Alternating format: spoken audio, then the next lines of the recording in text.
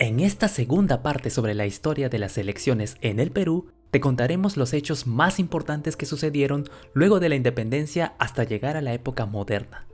¿Quieres saber por qué el voto de hoy en día es secreto? ¿O cuándo fue que la mujer por fin pudo tener derechos electorales? Acompáñanos para averiguarlo.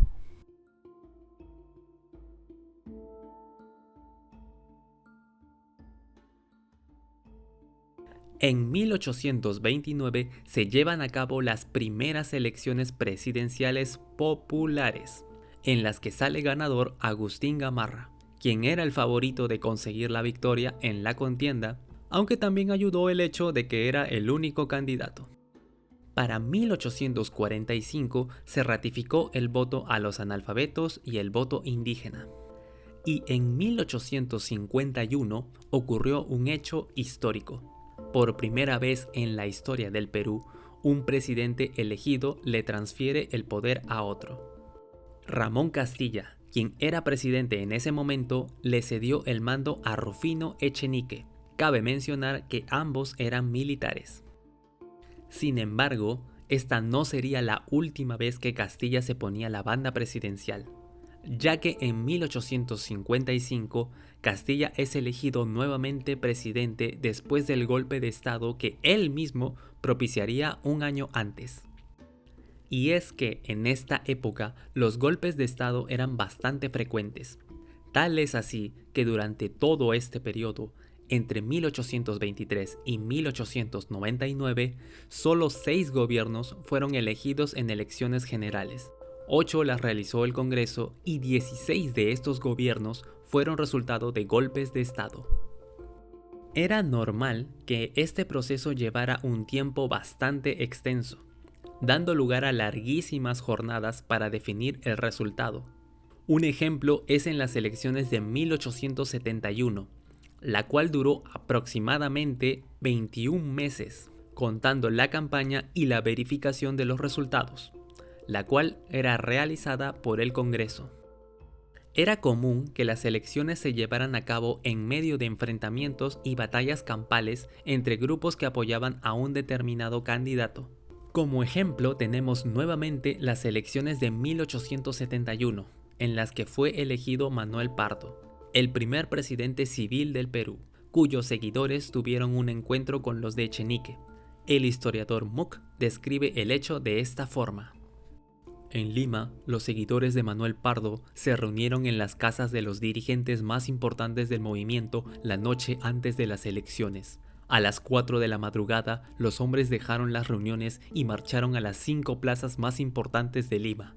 2 horas más tarde, un total de 10.000 hombres, muchos de ellos armados con rifles y revólveres, ocupaban íntegramente las 5 plazas. Los francotiradores esperaban en los balcones, techos y torres de las iglesias. Un poco más tarde, los seguidores de Echenique intentaron ocupar las principales plazas. Superados enormemente en número, fueron repelidos después de breves combates.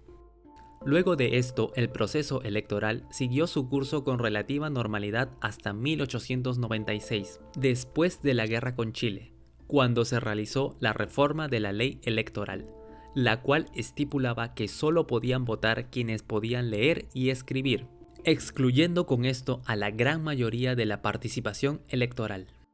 En 1931, finalmente se lleva a cabo la creación del Jurado Nacional de Elecciones, en medio de la dirección del país de una junta militar que se instaló después de la caída del régimen de Leguía.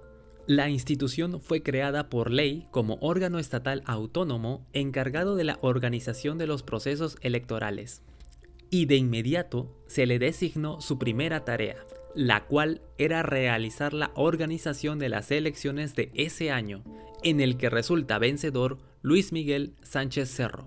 Como parte de la institucionalización de los procesos electorales, se creó la libreta electoral, la cual tenía doble función, pues era un documento de identidad y al mismo tiempo electoral. Del mismo modo, se estableció el voto obligatorio en elecciones generales para todo aquel varón mayor de 21 años que fuera analfabeto, pero la mujer seguía sin voto.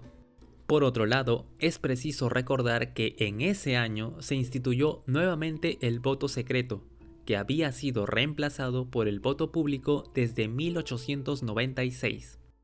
Este voto público había generado muchos problemas para el votante, pues era fácil conocer al candidato al que apoyaba, lo que provocó algunos casos de venta de votos e incluso violencia contra algunos electores. No fue hasta 1956 que la mujer por fin tuvo derecho a voto en el Perú. A nivel mundial, el primer país que otorgó el voto a la mujer fue Nueva Zelanda en 1893. En el Perú se suscribió el 5 de noviembre de 1955 los acuerdos de la Convención Interamericana sobre concesión de los derechos políticos a la mujer. De esta manera, fue en las elecciones del 17 de junio de 1956 que la mujer peruana pudo por fin ejercer su derecho al sufragio por primera vez. En aquella ocasión salió electo Manuel Prado Ugarteche. En este año tuvimos la primera representación parlamentaria de mujeres, la senadora Irene Silva de Santoalla por Cajamarca y las diputadas Lola Blanco de la Rosa por Ancash, María Silva Silva por Junín, Alicia Blanco Montesinos por Junín, María Lozano de Gotuso por La Libertad, Manuela Billinghurst y Matilde Pérez Palacio por Lima y Juana Ubiluz de Palacios. Desde 1896 solo podían votar aquellos que sabían leer y escribir, pero a partir de 1978, durante el gobierno de Francisco Morales de Bermúdez, esto cambió y los analfabetas y las analfabetas pudieron acceder al voto y desde 1980 hasta la actualidad hemos tenido elecciones democráticas. Actualmente, el padrón electoral asciende a más de 25 millones de peruanas y peruanos, los cuales tienen el derecho y la responsabilidad de emitir un voto basado en el análisis y la comprensión del mensaje y las intenciones de los candidatos, en un sistema que ha ido evolucionando con el tiempo, aprendiendo de los errores en el camino y que seguramente tendrá muchos más cambios a medida que avanza la sociedad. Muchas gracias por ver este video. Si te pareció interesante, dale like, suscríbete y nos vemos en la próxima.